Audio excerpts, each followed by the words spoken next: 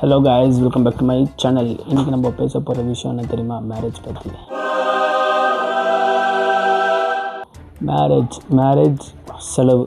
First marriage செலவு அப்படின்னா என்ன தெரியுமா? நீங்கள் நார்மலாக ஒரு மேரேஜ் பண்ணோம் அப்படின்னாலே உங்களுக்கு அது 2 to 3 இல்லை 4 to 5 lakhs உங்களுக்கு ఖర్చాகும். இப்போ ஒரு நார்மல் மிடில் கிளாஸ் ஆன ஒரு பையன் அந்த ఖర్చு பண்ண முடியாது. ஸோ அவன் எடுப்பான் லோன் எடுத்து மாதம் இஎம்ஐ கட்டுவான்.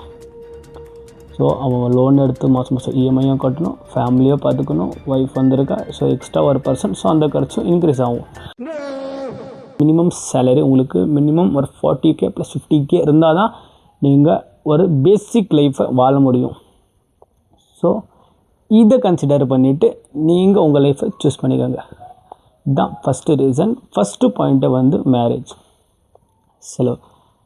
செகண்ட் என்ன தெரியுமா? குழந்தை. இப்போது குழந்தைனால ரொம்ப என்ன சொல்கிறது, சந்தோஷம் இருக்கும் வீட்டில் அப்படி இப்படின்ட்டு. ஆனால் அதோட இன்னொரு சைடு இருக்குது. குழந்தை வருவாட்டி ஆயிடுச்சுன்னா அதுக்கு செலவு அதிகமாக இருக்கும். அதுக்கு மெடிக்கல் செலவு, அது பார்த்துக்கிறது, அது இது ஹெவியான செலவு. ப்ளஸ் தூக்கம். குழந்தைங்க நைட்டில் தான் அலாரம் மாதிரி ஏஞ்சி ஏன்னு கத்தும். ஸோ இதெல்லாம் நீங்கள் கன்சிடர் பண்ணிக்கணும். தூக்கம் கெட்டு போயிடும். மினிமம் ஒரு 4 to 5 months இல்லை 1 year வரைக்கும் தூக்கம் கெட்டு போயிடும். குழந்தை பார்த்துக்கிறோட பெரிய ரெஸ்பான்சிபிலிட்டி எதுவுமே இல்லை. அதுதான் மெயின் ரெஸ்பான்சிபிலிட்டி.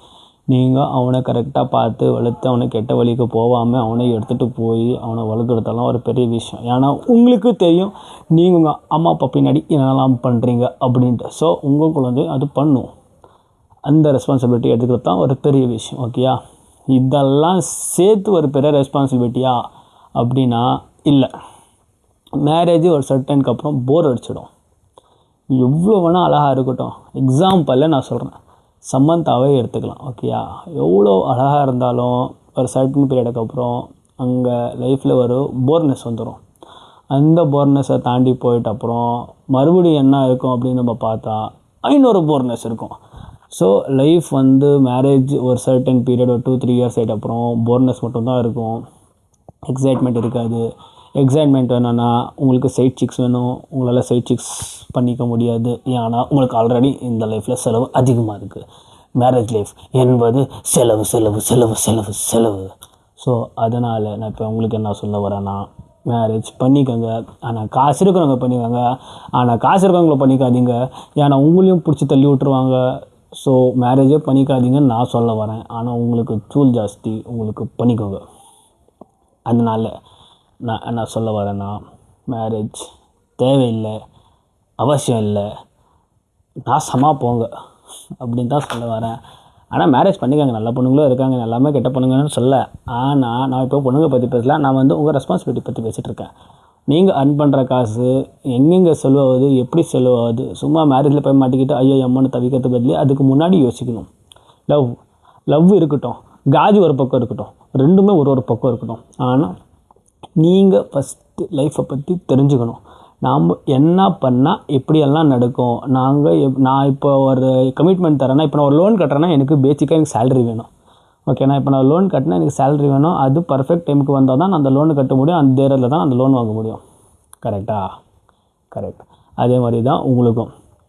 நீங்கள் கல்யாணம் பண்ணிட்டு அவங்கள லைஃப் ஃபுல்லாக பார்த்துக்க முடியும் அப்படின்ற ஒரு ட்ரஸ்ட் இருந்தால் மட்டும்தான் நீங்கள் கல்யாணம் பண்ணிக்கணும்.